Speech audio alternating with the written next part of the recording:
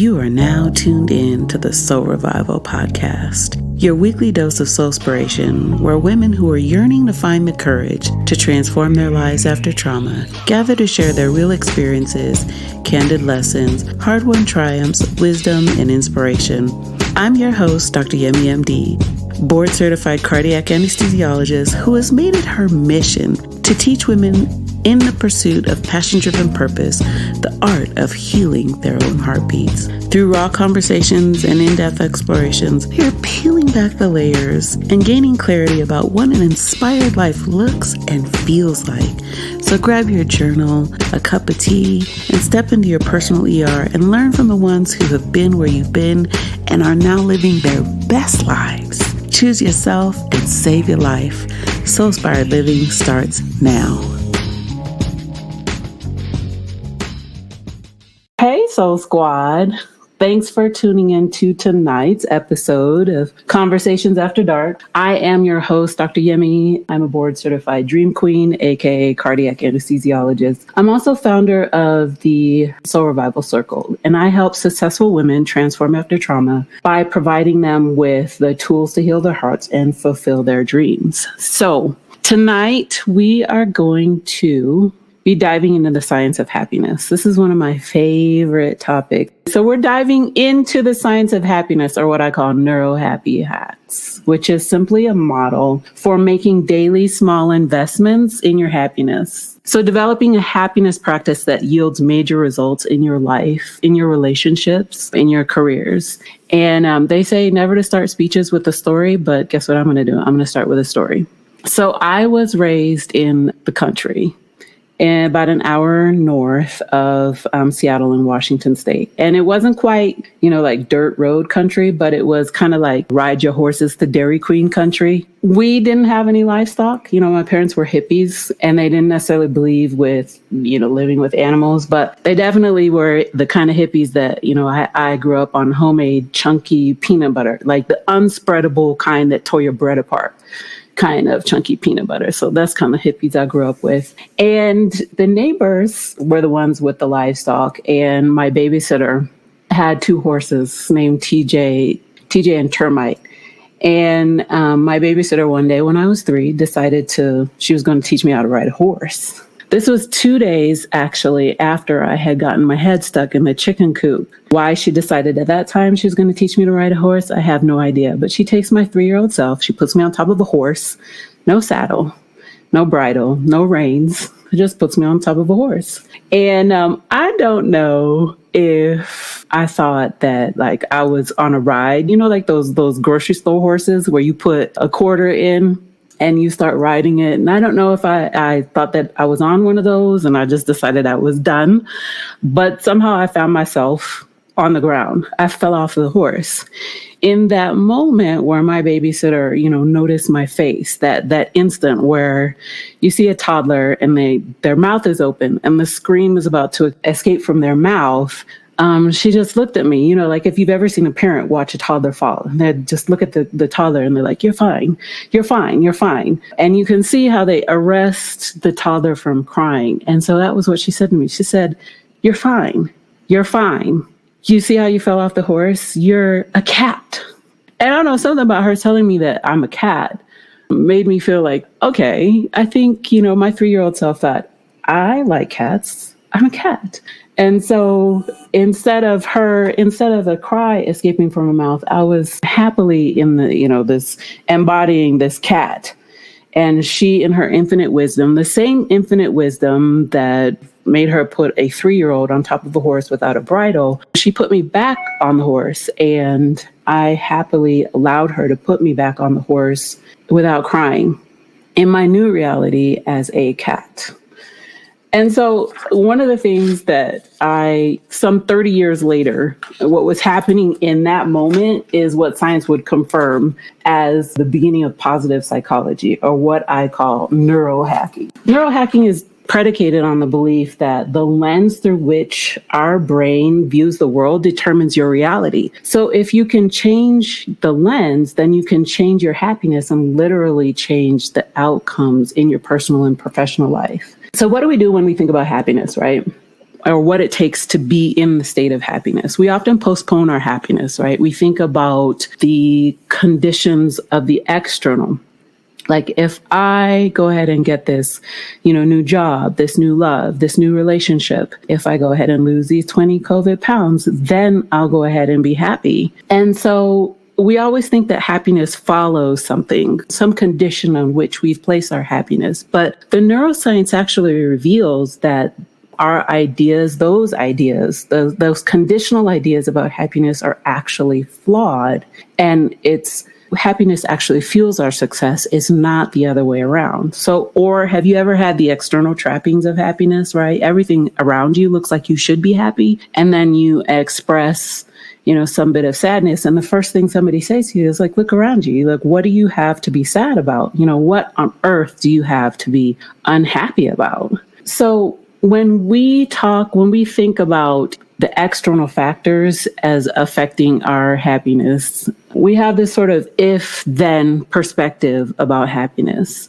And when we do that, we put happiness outside of our own power and we give it another job. So this conditional thinking about happiness often reveals the wrong assumptions that we make, that the external world is predictive of our happiness level, which the research actually shows us. In fact, when we talk about, if we account for 100% of the external factors in our lives, we only have about 10% predictive value in terms of our long-term happiness. And so 90% of our long-term happiness actually is predicted not by the external, but by how your brain processes the world around you. So have any of you read The Alchemist? Paul Coelho is one of my favorite authors. The Alchemist is one of my favorite books. And he said, because I don't live in either my past or my future, I'm only interested in the present. And a lot of the themes in The Alchemist deal with the present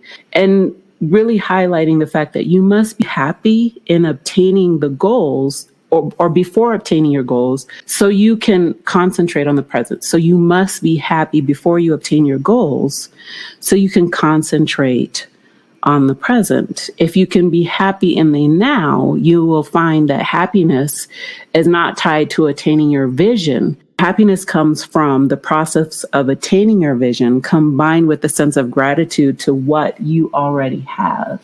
So therefore, if we find how to be grateful in the now, be present in the now, and combine that with our vision, we can actually change the formula for happiness and success, and we can change our reality. So we change our reality by changing our perception of the present. You guys remember in science, like those science experiments where you had a chemical reaction that you were supposed to affect, right? And then you watch the chemical reaction, it was slowly going along, and then you added something and it sped up the chemical reaction. It was like, ooh, well, that thing was called a catalyst. And the wonderful, like magical neurohormonal equivalent of that, we have catalysts in our bodies. And so we have a catalyst for increasing our, happiness. And that catalyst is vitamin D. Not that vitamin D, the other vitamin D, that vitamin D dopamine. So dopamine is that feel-good neurotransmitter that plays a role in how we feel pleasure. And it also plays a central role in our unique human ability to plan. So when we think about planning our happiness, if you will, we sort of have to break happiness down, or we have to think about, okay, well, happiness, this big overall idea, is sort of nebulous, right? So actually, there are different kinds of happiness, right? When we think about happiness, we break it down. I break happiness down into 3 categories. So happiness is that joy that we get from those unique experiences, whether that's, sex or the heart-pounding bliss of those things that make us happy, like closing deals and making sales and saving lives and having successes, like promotions. So those are those dopamine rush experiences, right? The first time we, stand up on a surfboard kind of experiences. And then we have happiness from growth and awakening. So that's that happiness that you get when we're reaching those higher states of like mindfulness and the type of happiness that we get from meditation. And then we have happiness from meaning, right? So a lot of us that choose to be parents, or a lot of us find meaning in being parents. And so the parental paradox is oftentimes, sometimes those things that we find meaning in, we have to make a lot of personal sacrifice for, even though, because the parental paradox is the fact that our kids actually decrease the amount of happiness we experience, because they are selfish in their own right. But we're willing to make a lot of personal sacrifice for those things that make us happy through meaning. So how do we raise our happiness? That's why we're all here, right? What is a basic formula? What are those small investments that we can make to go ahead and increase our happiness thermostat, our happiness gauge, if you will? How do we raise our happiness? How do we enter into the discipline of happiness? So by developing ways in which we invest in our happiness, we yield the most success. So if you have a model for that, you're more likely to have greater success in developing your happiness. So you have to come up with your own happiness discipline. My objective isn't to say, follow these steps and then you'll be happy. It's just to simply guide you to say, okay, what are some things that I can incorporate into my life to sort of increase my happiness quotient, if you will? And so that happiness discipline, or what Vishen Lakhiani is a wellness expert and author, he calls that the happiness discipline, blisscipline. So the number one key to developing a happiness discipline is to have a strong gratitude practice. I don't believe that you can experience any measure of happiness without the power of gratitude. I think that gratitude experts will show you that gratitude has been scientifically proven to improve our sense of self-worth, our health, make us less likely susceptible to stress, and it makes us resistant to anxiety, boosts immunity. And so the power of gratitude has been well studied. One of my favorite researchers is Robert Emmons. He's the editor-in-chief of the Journal of Positive Psychology. And he's shown that, scientifically speaking, regular grateful thinking, I really want you guys to get this, regular grateful thinking can increase our happiness by as much as 25%. I mean, how many of you even tip at 25%?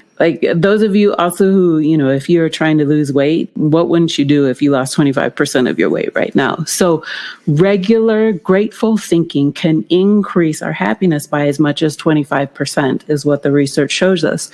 Because gratitude allows us to celebrate the present. So research shows that positive emotion, which we're all seeking, right? It actually wears off really quickly. So our emotional systems, they like newness. They like that new car, that new spouse, that new everything, that new job, we like novelty, we like change. And so we adapt actually very quickly to positive life changes. And so before too long, that new car, that new house, that new spouse, they don't feel so exciting anymore, right? So, but gratitude makes us appreciate the value of something. And when we appreciate the value of it, right, we extract the benefits from it and we're less likely to take it for granted.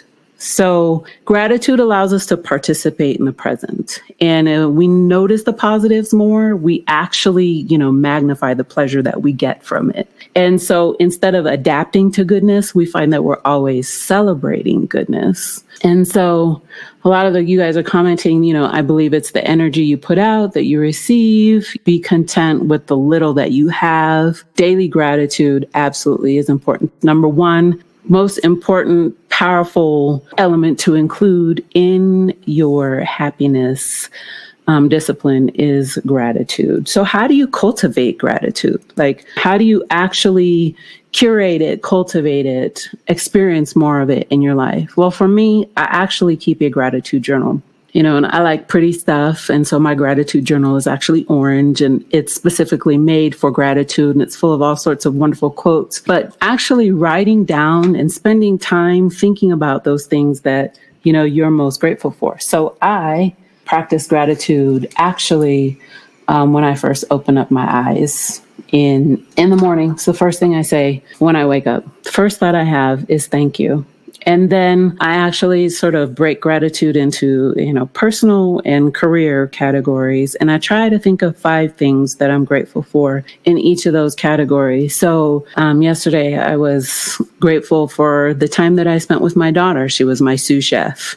And I was grateful that she cut up all the onions because I didn't have to. And just grateful for that time that we spent together. And, at work, I was grateful for being able to touch patients in new and different ways. And so really spending time every morning and sometimes, every evening and thinking about those things that I am most grateful. But it's not just like thinking about those things that you are grateful for that gives you the most benefit in terms of cultivating gratitude in your life. You really have to think about how those things made you feel, really feel the feelings associated with all of those things that you are thankful for. And then, the third thing in terms of cultivating a gratitude practice is share it, like literally have a happy hour.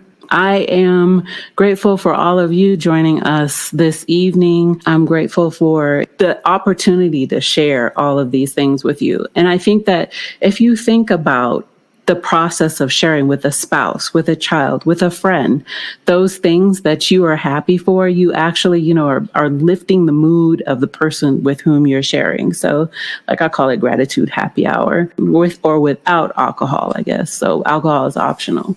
But gratitude oftentimes, leads to giving. I think that giving is extremely important, random acts of kindness. I love what the Dalai Lama says. Just very simply says, if you want to be happy, make others happy.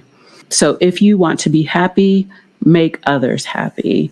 I think one of the things as we get older, we find that the only currency that matters in this world is compassion and kindness. And if you just practice random acts of kindness from a spirit of gratitude, the fact that you are boosting the happiness of somebody else, you put, like somebody said in the comments, when you are, what you put out there is what you also receive. So if you're putting happiness, if you're boosting the happiness of somebody else by giving, by random acts of kindness, it is bound to make you happy as well. The third thing in developing a happiness discipline or a blissipline is forgiveness. And I think this is one area where a lot of people may struggle, but it's also the number one thing that blocks your path to happiness, right? Because if you are holding on to anger, there's no way that you can be happy, right?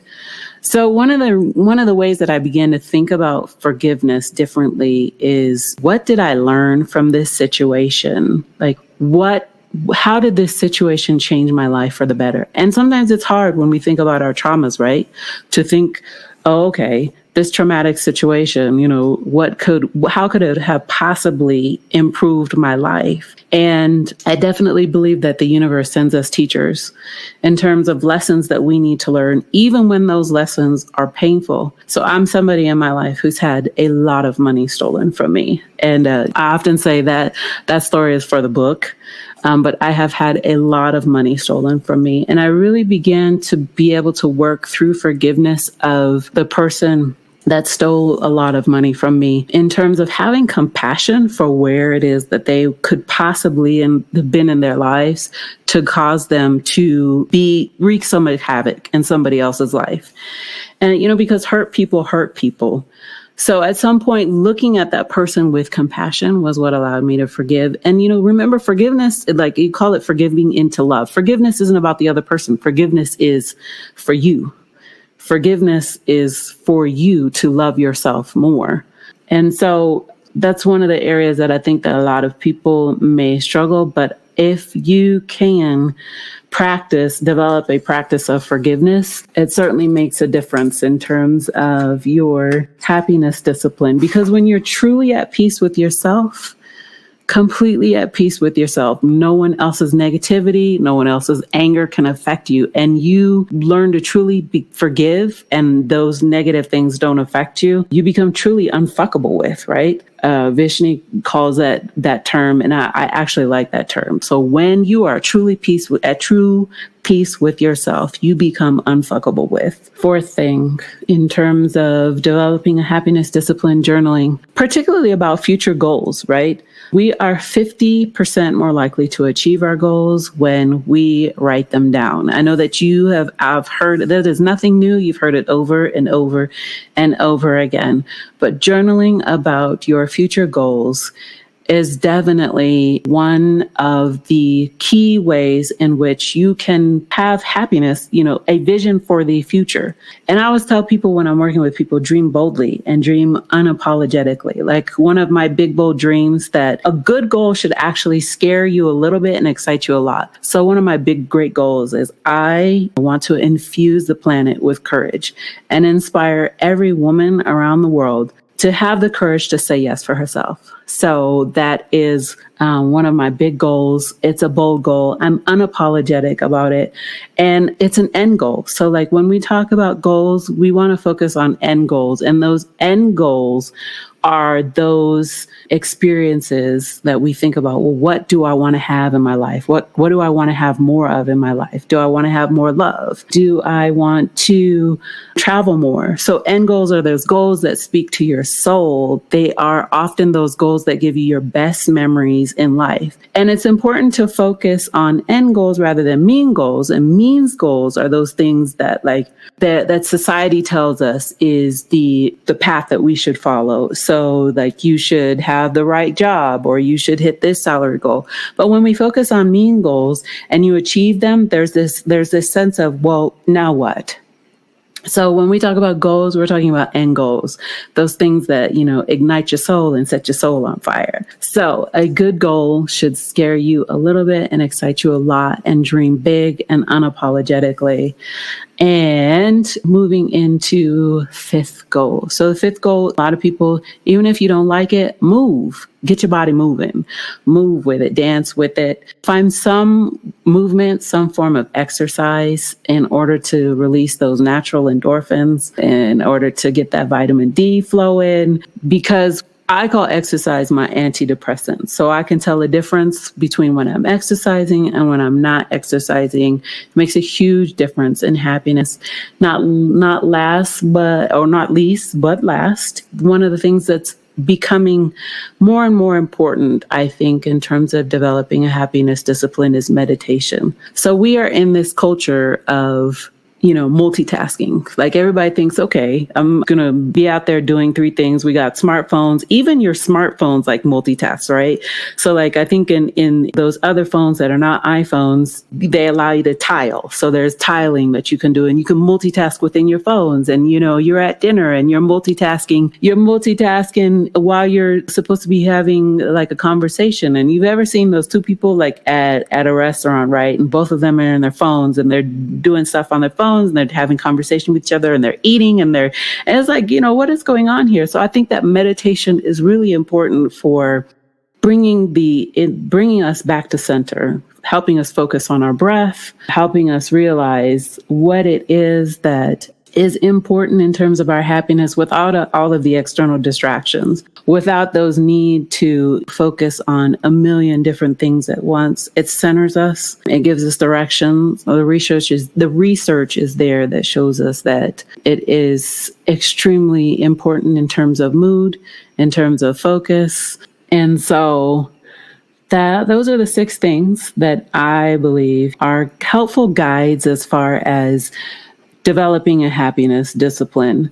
So thank you guys for writing down each of the steps. I talked about movement. Definitely feeling healthy is a start to being healthy. Just move more.